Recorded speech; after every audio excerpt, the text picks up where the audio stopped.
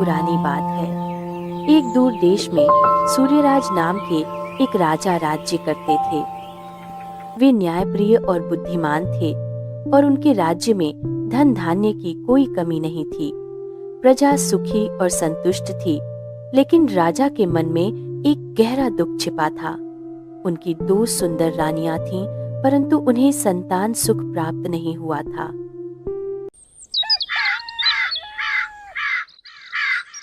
एक दिन राजा अपने बगीचे में दोनों रानियों के साथ खड़े थे। उनका मन बहुत चिंतित था और वे गहरी सोच में डूबे हुए दिखाई दे रहे थे। महाराज, आप इतने उदास क्यों रहते हैं? दिन बा दिन आपकी यह चुप्पी हमें भीतर से व्याकुल कर देती है। जब हम आपको इस तरह गहरी सोच में डूबा देखते हैं, तो हमारा भी किसी काम में मन नहीं लगता। कृपया हमें बताइए, आपके मन को इतना भारी करने वाली बात क्या है? मैं क्या करूं महारानी कोमल, मेरे मन को चैन ही नहीं मिलता। दिन रात एक ही चिंता मुझे भीतर से खाए जाती है। मेरे बाद इस राजगद्दी का क्या होगा? इतना विशाल राज्य है, चारों ओर सुख समृद्धि है, प्रजा सुखी है, पर मेरा आंगन सूना है, मेरा कोई वारिस नहीं है। डर लगता है कि कहीं मेरे जाने के बाद यह सब बिखर न जाए और मेरी प्रजा फिर कष्ट में न पड़ जाए। महाराज, आप पहले शिकार पर जाना कितना पसंद करते थे। जंगल की खुली हवा में आपका मन भी हल्का हो जाता था। क्यों ना आज आप शिकार पर चलें? शायद वहां जाकर आपका मन कुछ शांत हो जाए और ये चिंताएं थोड़ी देर के लिए ही सही दूर हो जाएं। राजा सूर्यराज थोड़ी हिम्मत बटोरते हुए बोले, हाँ महारानी वैदिका, शायद आप ठीक कह रही हैं। मंत्री मणिचंद को बुलाओ और शिकार की सारी तैयारियां करवाओ। हो सकता है कुछ समय के लिए ही सही मेरा मन इस बोझ से हल्का हो जाए। राजा सूर्यराज अपने मंत्री के साथ शिकार के लिए निकल पड़ते हैं।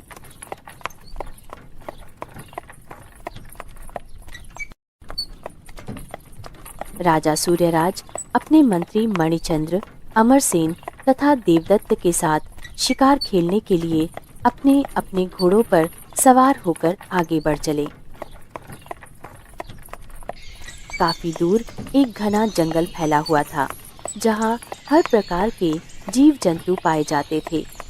काफी दूर तक चलने के बाद वे सभी उसी घने जंगल में पहुंच गए। राजा ने कुछ ही समय में 2-4 छोटे जानवरों का शिकार कर लिया था।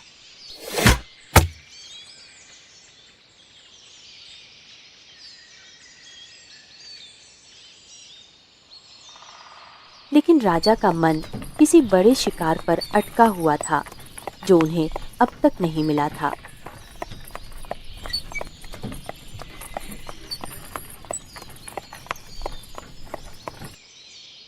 धीरे धीरे दिन ढल गया और शाम हो गई। मंत्री और सभी सैनिक थककर चूर हो चुके थे, लेकिन राजा सूर्यराज के चेहरे पर थकान का कोई चिन्ह नहीं था। वे लगातार आगे बढ़ते जा रहे थे। जब वे जंगल के काफी भीतर निकल आए, तब एक स्थान पर मंत्री ने रुककर कहा, महाराज, अब इससे आगे बढ़ना प्राणों को जोखिम में डालना है। इस स्थान से आगे जाने का साहस बड़े से बड़े शिकारी भी नहीं करते। कहते हैं जो भी इस सीमा को पार करता है वह कभी लौटकर नहीं आया। ऊपर से रात भी होने वाली है, अतः मेरी विनती है कि हमें यहीं से वापस लौट चलना चाहिए। राजा सूर्यराज दृढ़ स्वर में आंखों में जुनून लिए हुए बोले, नहीं मंत्री जी, न जाने क्यों आज मेरा मन किसी बड़े शिकार के लिए व्याकुल है। ऐसा लग रहा है जैसे यह जंगल मुझे किसी विशेष उद्देश्य से बुला रहा हो। मैं इतनी दूर आकर यूं ही खाली हाथ लौट जाना नहीं चाहता। जब तक कोई तगड़ा और चुनौतीपूर्ण शिकार हाथ न लग जाए, तब तक मेरा मन चैन नहीं पाएगा और मैं वापस लौटने का विचार भी नहीं कर सकता। मंत्री और सैनिक कुछ भी न बोल सके। वे राजा की आज्ञा के आगे विवश थे। ठीक है महाराज, जैसा आपको ठीक लगे। राजा के बताए स्थान से जैसे ही वे थोड़ा आगे बढ़े, तभी चारों ओर से भयानक और डरावनी आवाजें गूंजने लगीं। उन आवाजों को सुनते ही सैनिकों का दिल दहल उठा लेकिन राजा सूर्यराज के चेहरे पर भय का कोई भाव नहीं था। वे बिना रुके निरंतर आगे बढ़ते चले जा रहे थे।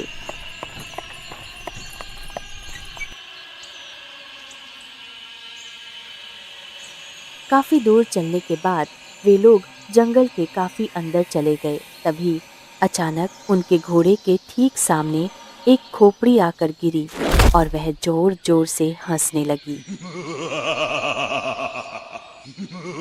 उसके मुंह से अजीब अजीब शब्द निकलने लगे, जिन्हें सुनकर सैनिकों के रोंगटे खड़े हो गए। जाओ, लौट जाओ, भाग जाओ। अगर इस स्थान से आगे बढ़ने की कोशिश की तो तुम सब मारे जाओगे। जाओ, भाग जाओ। मंत्री डरे हुए स्वर में बोलता है, महाराज, चलिए, अभी भी समय है। कृपया हम सब वापस लौट चलें। मंत्री जी, यदि तुम इस विचित्र रहस्य को जानना नहीं चाहते तो सैनिकों के साथ अभी वापस लौट जाओ। लेकिन मैं इस रहस्य को जाने बिना कभी भी पीछे नहीं हटूंगा।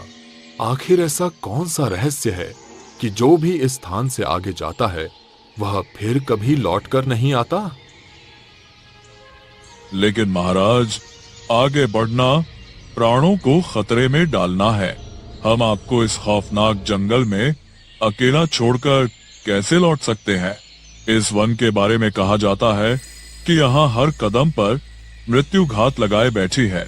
यदि भगवान न करे आपको कुछ हो गया तो हमारे राज्य का क्या होगा? यह बात सुनते ही राजा का मन चिंताओं ने घेर लिया और राजा ने वापस लौट जाना ही सही समझा। राजा वापस मुड़ गए अपने महल की तरफ। कुछ देर बाद राजा अपने महल पहुंच जाते हैं।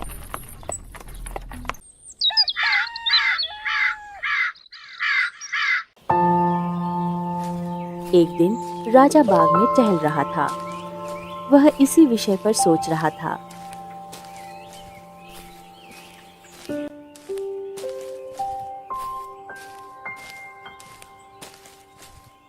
तभी उसे एक आवाज सुनाई दी।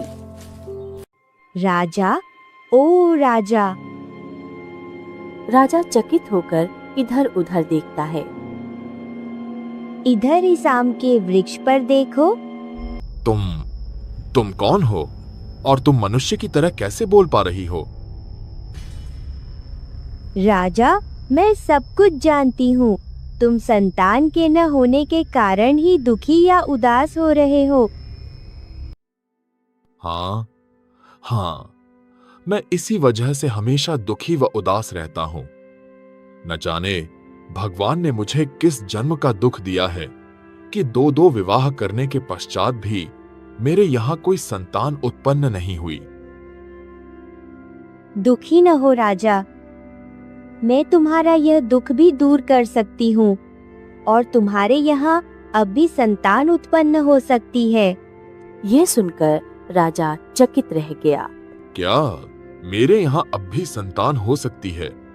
क्या तुम कोई उपाय बता सकती हो? कहीं तुम मुझे मूर्ख तो नहीं बना रही?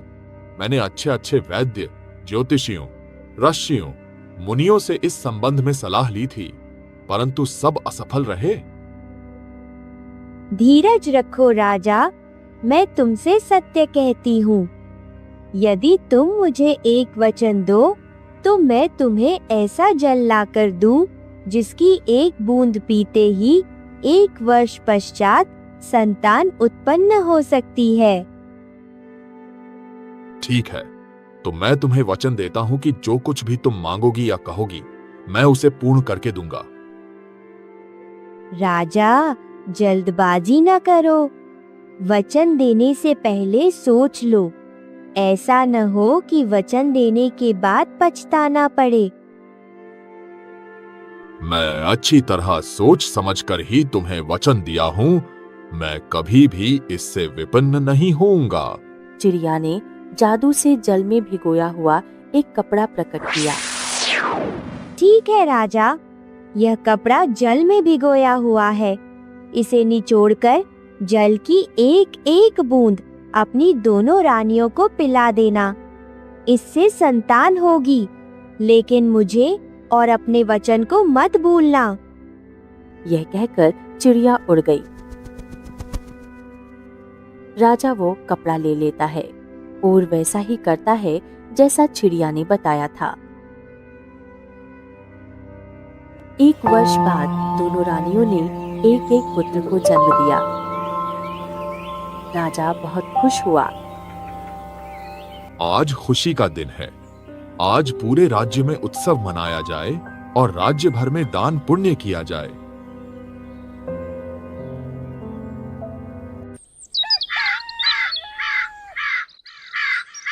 समय बीतता गया। दोनों राजकुमार बड़े हो गए थे। राजा ने बड़े बेटे का नाम सोहनदास रखा और छोटे बेटे का नाम मोहनदास रखा। राजा सुख में इतना डूब गया कि वह सफेद चिड़िया का वचन भूल गया। दोनों राजकुमार सुंदर, स्वस्थ और बुद्धिमान थे।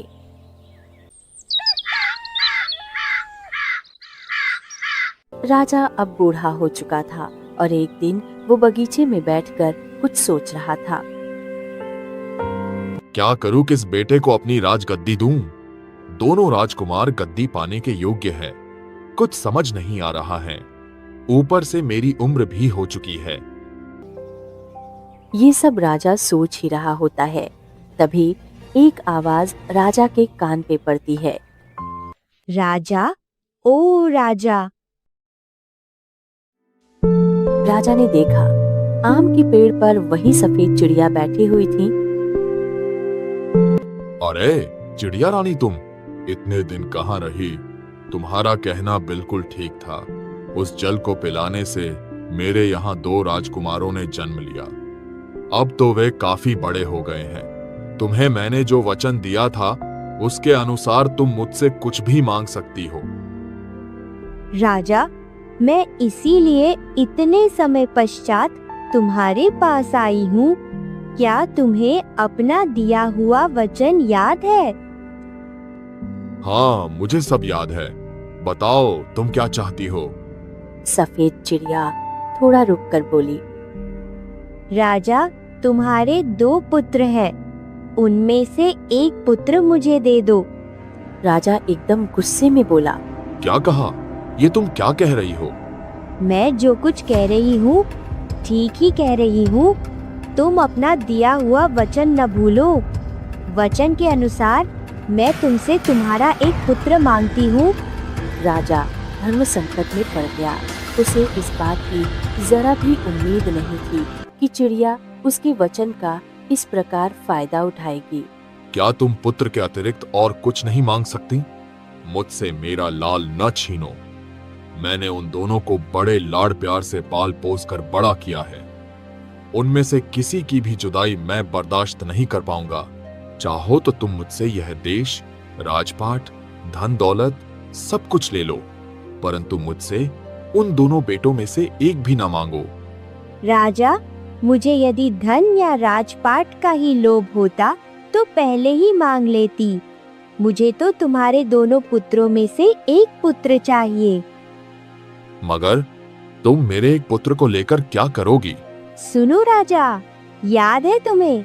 बहुत समय पहले यहाँ से काफी दूर दक्षिण में जो जंगल है, उमांगोस में तुम शिकार खेलने गए थे। हाँ, मुझे अच्छी तरह याद है। उस समय हमारे साथ विचित्र विचित्र घटनाएं भी घटी थीं। उस जंगल में एक निश्चित स्थान से आगे बढ़ने पर कोई भी वापस लौटकर नहीं आता है, ऐसा लोगों का विश्वास है। हाँ, वही खौफनाक जंगल। उस जंगल के पीछे एक बहुत ऊंची पहाड़ी है और उस पहाड़ी के पीछे एक बहुत बड़ा तालाब है। उस तालाब के बीच में एक काली गुफा है। उसमें एक बहुत बड़ा दुष्ट तांत्रिक रहता है। उसी ने जंगल में उत्पात मचा रखा है। उसने जंगल में अपनी एक सीमा निर्धारित कर रखी है। उस सीमा से जो भी आगे बढ़ता है उसे वह तरह तरह के भय दिखाता है। फिर भी जो कोई बहादुर उस भय से न घबराकर आगे बढ़ता है तो वह अपने जादुई जोर से उस पर तरह तरह के आक्रमण करता है। इस पर भी यदि वह व्यक्ति उन आक्रमणों से बचकर जंगल को पार कर लेता है तो वह उसे अपनी काली गुफा में कैद कर लेता है। लेकिन वह बहादुरों को बंद क्यों करता है? वह दुष्ट जादूगर 101 बहादुरों को इकट्ठा कर रहा है। एक विशेष दिन उनकी बलि देकर उनका रक्त पिएगा और फिर जवान, शक्तिशाली व अजर अमर बन जाएगा। इस समय वह 150 वर्ष का क्रूप बूढ़ा है। यह सब वह अपने गुफा में कैद चंद्र देश की एक अपूर्व सुंदरी से विवाह करने के लिए कर है। लेकिन तुम्हें ये सब कैसे मालूम हुआ और तुम कौन हो? राजा, मैं भी एक देश की राजकुमारी हूँ। ये दुष्ट मुझे मेरे देश से उठा लाया और जबरदस्ती मुझसे विवाह कर लिया। मैंने विरोध किया तो उसने मुझे सफेद चिड़िया बना दिया। मगर इसके लिए मेरे एक पुत्र की क्या आवश्यकता है? मैं आज ही अपनी सेना को भेजकर उस दुष्ट तांत्रिक को पकड़वा देता हूँ। सफेद चिड़िया घबराते हुए बोली, नहीं राजा, ये काम इतना आसान नहीं जितना तुम समझ रहे हो। वह तांत्रिक अपने शक्तियों के जोर पर आपकी सारी सेना को समाप्त कर डालेगा। उसको तो कोई बुद्धिमान बहादुर व्यक्ति ही छल कपट से मार सकता है। राजा ने मन में विश्वास समेटा और धीमे स्वर में कहा, चिड़िया रानी, तुम मुझे एक मौका तो दो। अगर मेरी सेना उस तांत्रिक को पकड़कर ना ला सके तो फिर तुम मेरे पुत्र को ले जाना। ठीक है, यदि तुम नहीं मानते तो यह भी करके देख लो। ये कहकर चिड़िया उड़ गई।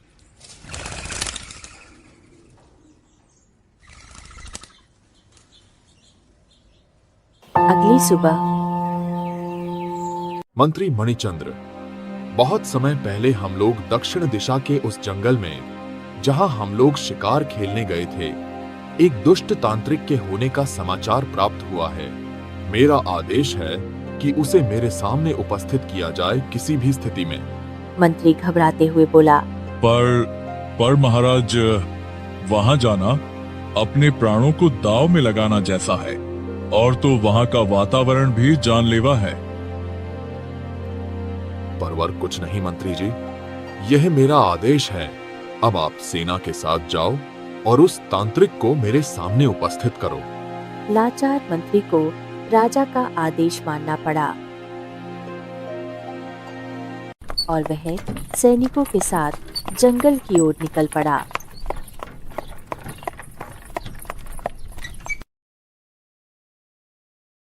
जैसे ही सेना जंगल प्रवेश करती है,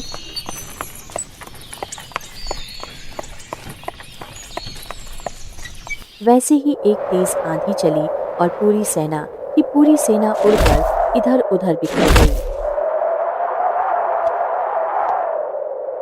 किसी तरह जान बचाकर मंत्री मणिचंद्र उस खौफनाक जंगल से निकल के महल पहुंच जाता है। मंत्री भय से कांपते हुए राजा के पास पहुंचा और जंगल में हुई सारी घटना को बता दिया। समाचार सुनते ही राजा क्रोधित हो गए और बोले, मंत्री जी, जाओ, इससे बड़ी सेना को ले जाओ। अब उस तांत्रिक को पकड़ना अनिवार्य हो चुका है। ये अब बात पूरे राज्य के सम्मान की हो चुकी है। इस बार मंत्री मणिचंद्र ने पहले से भी विशाल सेना तैयार की और दृढ़ निश्चय के साथ जंगल की ओर निकल पड़ा।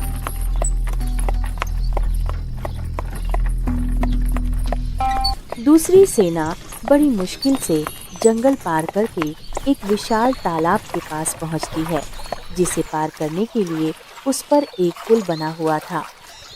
तालाब के पास पहुंचकर मंत्री मणिचंद्र सेना को आदेश देते हुए कहते हैं, सैनिकों, हमें आगे बढ़ने के लिए यह पुल पार करना होगा, लेकिन इस पुल को देखकर मुझे नहीं लगता कि यह हमारे सभी सैनिकों का भार सहन कर पाएगा। इसलिए मेरा आदेश है कि पहले तुम सब लोग इस पुल को पार करो। तुम लोग पुल के उस छोर तक पहुंच जाओ, उसके बाद मैं आऊंगा। सैनिकों ने मंत्री मणिचंद्र की बात मान ली। सेना धीरे धीरे आगे बढ़ती है। तभी अचानक एक तेज लहर उठती है और सभी को उसी नदी में डुबो देती है। यह भयावह दृश्य देखकर मंत्री मणिचंद्र एकदम घबरा जाता है और तुरंत महल की ओर लौट जाता है। इस बार भी मंत्री मणिचंद्र राजा के पास खाली हाथ पहुंचे तब राजा ने राज्य की पूरी सेना के साथ जंगल में जाने का आदेश दिया। मंत्री जी, जाओ, इससे बड़ी सेना को ले जाओ। इस बार बिना किसी बाधा के जंगल और नदी पार करने के बाद उन्हें एक विशाल पहाड़ दिखाई दिया। आगे बढ़ने के लिए पहाड़ चढ़ना आवश्यक था। जैसे ही सेना पहाड़ पर चढ़ने के लिए आगे बढ़ी, अचानक पहाड़ का एक विशाल हिस्सा टूटकर गिर पड़ा और पूरी सेना उसके नीचे दब गई। इस बार मंत्री मणिचंद्र भी नहीं बच पाए, वे भी उसी मलबे में कुचल गए। यह समाचार सुनकर राजा घबरा गया। अब उसके पास सेना नहीं बची थी। राजा बहुत उदास हो गया। वह समझ गया कि अब उसे सफेद चिड़िया की बात माननी पड़ेगी।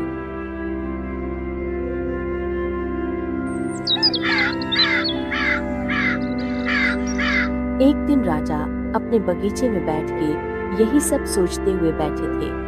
तभी दोनों राजकुमारों की नजर अपने चिंता से डूबे महाराज पे पड़ी और दोनों राजकुमार उनके पास पहुंच के बोले, क्या बात है पिताजी, आप बहुत व्याकुल दिखाई दे रहे हैं। आप हुक्म कीजिए, हम अपने प्राण देकर भी आपकी चिंता दूर करने का प्रयत्न करेंगे।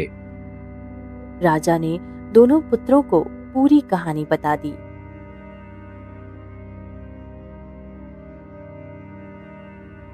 तभी बड़े राजकुमार ने कहा, पिताजी, मैं उस दुष्ट तांत्रिक को मार दूंगा। पिताजी, आपके लिए एक तांत्रिक क्या, किसी से भी से लड़ जाऊंगा। राजा घबराते हुए बोला, नहीं पुत्र, वो तांत्रिक बहुत शक्तिशाली है। उसने हमारी राज्य की सारी सेना को नष्ट कर दिया है। तभी उसी समय सफेद चिड़िया वहां आ जाती है और बोलती है, राजा, क्या अब भी तुम अपना वचन निभाने को तैयार हो? राजा उत्तर देने ही वाला था कि बड़ा राजकुमार बोल पड़ा, चिड़िया रानी, मैं तुम्हारे साथ चलने को तैयार हूँ। राजकुमार ने पिता से आज्ञा ली। राजा ने भारी मन से विदा दी। सफेद चिड़िया राजकुमार को जंगल की ओर ले चली। जंगल पहुंचते ही डरावनी आवाजें आने लगती है। राजकुमार आवाज सुन सतर्क हो जाता है। तभी चिड़िया बोलती है, डरना मत, बुद्धि से काम लेना, आगे बढ़ने का यही अवसर है। ये कहकर चिड़िया उड़ गई। राजकुमार तलवार लेकर आगे बढ़ा। जंगल में कुछ दूर आगे चलने के बाद उसके सामने एक खोपड़ी सामने आकर गिरती है और हंसने लगती है। जाओ, लौट जाओ, भाग जाओ। अगर इस स्थान से आगे बढ़ने की कोशिश की तो तुम सब मारे जाओगे। जाओ, भाग जाओ। राजकुमार निडर था। वह खोपड़ी की बात को नजरअंदाज करके आगे बढ़ चला। खोपड़ी भी उसके पीछे पीछे चलने लगी। कुछ दूर चलने के बाद जंगल समाप्त हो गया। राजकुमार को बहुत प्यास लगी थी। सामने एक नदी दिखाई दी। राजकुमार पानी पीने के लिए उसी नदी की ओर आगे बढ़ा। जैसे ही वह पानी पीने के लिए झुका, तभी खोपड़ी फिर बोलने लगी, जाओ, भाग जाओ। यह सुनकर राजकुमार क्रोध से भर उठा और उसने अपनी तलवार से खोपड़ी पर वार कर दिया। खोपड़ी के टूटते ही सफेद धुआं निकला। धुएं से 3 सिंह प्रकट हुए। सिंहों ने राजकुमार पे वार करना चाहा,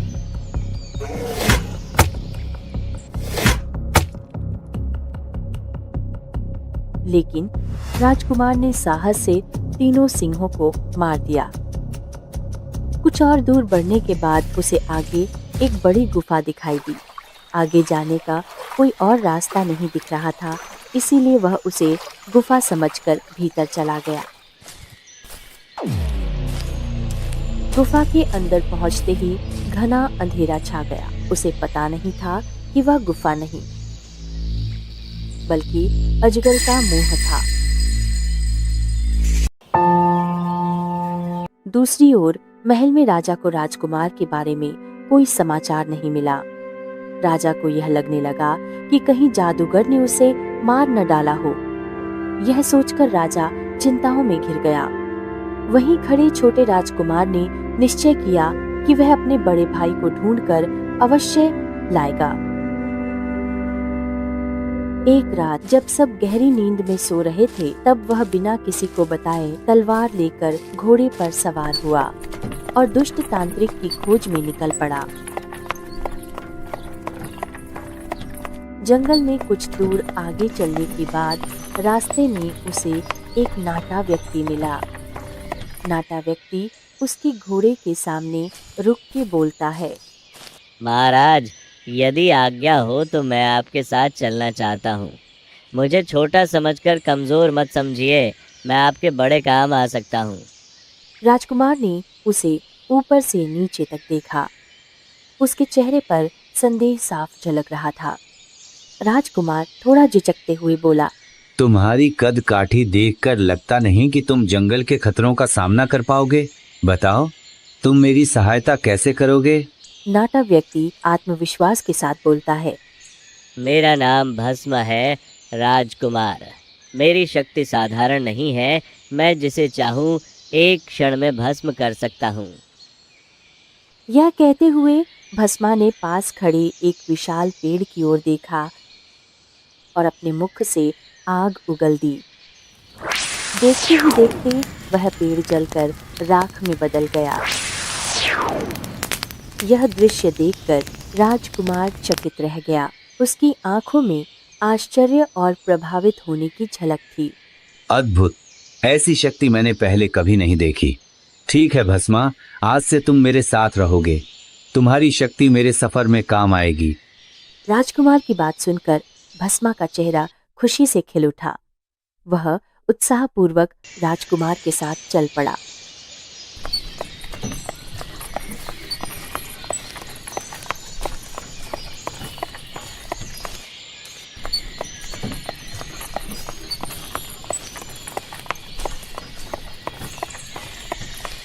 थोड़ी दूर आगे बढ़ने पर भस्मा अचानक रुक गया और आसपास नजर दौड़ाकर बोला, राजकुमार, यहीं कहीं मेरा भाई दूरदर्शी रहता है। उसकी शक्ति बहुत काम की है। यदि आप चाहें तो मैं उसे बुला लाऊं। यदि वह हमारी सहायता कर सकता है तो अवश्य बुला लाओ। कुछ ही देर बाद झाड़ियों के बीच से एक और नाटा व्यक्ति सामने आया। उसकी आंखें असाधारण रूप से तेज थीं। मेरा नाम दूरदर्शी है, राजकुमार। मेरी दृष्टि बहुत दूर तक जाती है।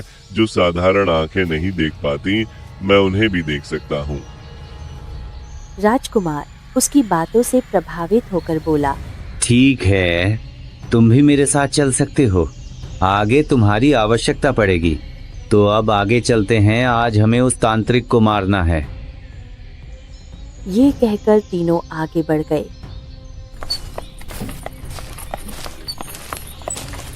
वे लोग जंगल में काफी अंदर पहुंच चुके थे। थोड़ा आगे चलने पर उन्हें एक तीसरा नाटा व्यक्ति दिखाई पड़ा। राजकुमार उससे आश्चर्यचकित होकर पूछता है, अब तुम कौन हो महाशय? वह व्यक्ति मुस्कुराते हुए बोलता है, मेरा नाम पवना है, राजकुमार। मेरी शक्ति यह है कि मैं आकाश में उड़ सकता हूँ और किसी को उड़ा भी सकता हूँ। यह कहते ही पवना ने अपने हाथ उठाए और हवा में उड़ने लगा।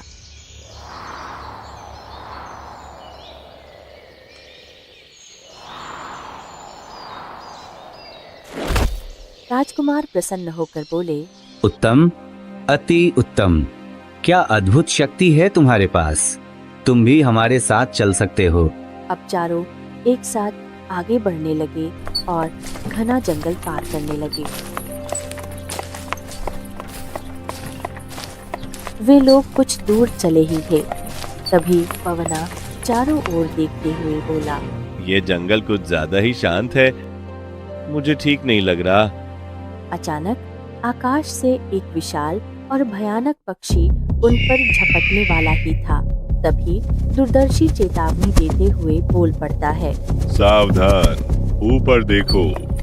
भस्मा ने बिना देर किए मुंह से आग उगली। आग की लपटों में वह पक्षी जलकर नष्ट हो गया। भस्मा गंभीर स्वर में बोलता है, जब तक मैं हूँ किसी को डरने की जरूरत नहीं। सभी सुरक्षित रहे और आगे बढ़ते गए।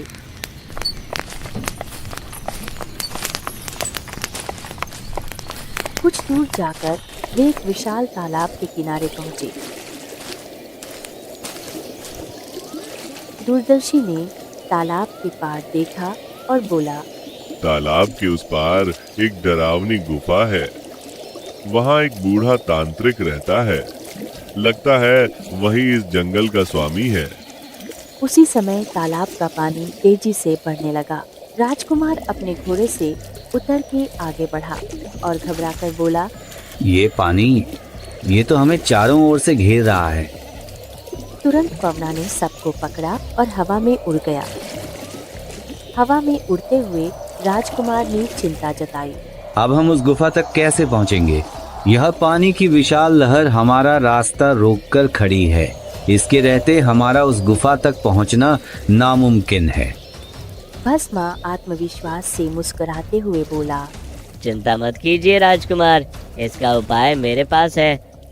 भस्मा ने मुंह से आग की प्रचंड लपटें निकाली। देखते ही देखते तालाब का पानी पीछे हट गया। पवना सबको उड़ाकर गुफा के सामने ले गया। तभी गुफा से गूंजती हुई आवाज आई। तभी भयानक हंसी के साथ तांत्रिक प्रकट होता है। तुम सब यहाँ तक तो आ गए हो, परंतु अब मारे जाओगे। यह पूरा जंगल मेरा है और मैं इस जंगल का मालिक हूँ। यहाँ लोग अपनी मर्जी से आते हैं, लेकिन जाते मेरी मर्जी से हैं। यह कहकर तांत्रिक ने तीनों बौनों को अपनी मंत्र की शक्ति से बंदी बना लिया। यह देखकर राजकुमार क्रोधित हो उठा और बोला, अन्याय करने वालों का अंत निश्चित होता है। आज तुम्हारा अंत मेरे हाथों से जरूर होगा। यह कहते हुए राजकुमार ने अपने हाथ में तलवार ली और तांत्रिक का वध करने के लिए आगे बढ़ा। राजकुमार ने एक ही बार में उस तांत्रिक का सिर धड़ से अलग कर दिया। अगले ही क्षण उसकी कटी हुई मुंडी फिर से जुड़ गई। देखते ही देखते तांत्रिक अपना विशाल रूप धारण कर लेता है।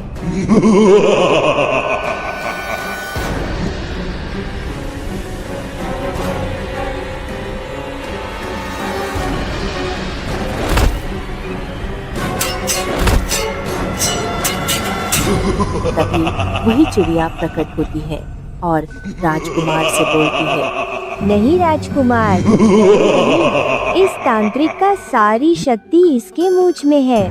अगर इस तांत्रिक के मूंछ को काट दोगे तो इसका अंत हो जाएगा। राजकुमार दृढ़ स्वर में बोला। तो फिर देर किस बात की? राजकुमार ने तलवार उठाई, ऊंची छलांग लगाई और तांत्रिक की मूंछ काट दी। तांत्रिक धराशायी हो गया। अंधकार झड़ गया और जंगल में फिर से प्रकाश फैल गया। तीनों बौने आजाद हो गए और सफेद चिड़िया सुंदर राजकुमारी के रूप में बदल गई। तभी उस गुफा से उसका भाई भी आ गया, जिसे तांत्रिक ने वहीं कैद कर रखा था। अपने भाई को जीवित देखकर राजकुमार प्रसन्न हुआ और दोनों अपने राज्य लौट चले।